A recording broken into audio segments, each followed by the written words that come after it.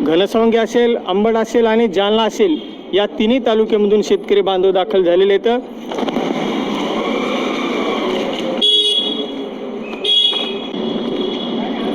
जय जवान जय किसान आपण बघत आहात। या ठिकाणी आम्ही जालना जिल्ह्यातील विविध शेतकऱ्यांच्या प्रश्नासाठी कृषी आयुक्तालय पुणे या ठिकाणी काही शेतकरी बांधव तिन्ही तालुक्यामधून घनसावंगी असेल, अंबड असेल व जालना तालुका असेल या शेतकरी बांधवाच्या विविध प्रश्नासाठी आज कृषी आयुक्तालय पुणे या ठिकाणी काही प्रश्नासाठी या ठिकाणी आलेले आहेत। आपण बघू शकतात हे शेतकरी बांधव आणि समोर आहे कृषी आयुक्तालय कार्यालय। बघू शकता आता हे शेतकरी बांधव नेमके कृषी आयुक्तालय कार्यालयामध्ये जात आहेत। त्यांच्या प्रतिक्रिया देखील आपण थोड्या वेळामध्ये घेणार आहोत। बघूया।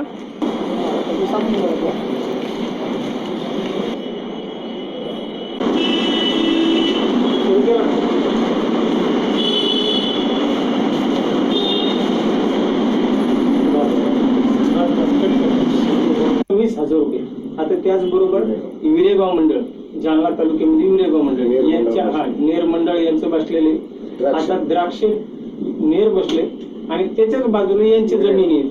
तर हे विरेगाव मंडळ यांना आतापर्यंत द्राक्ष पिकेपासून 2023 दुसरं काय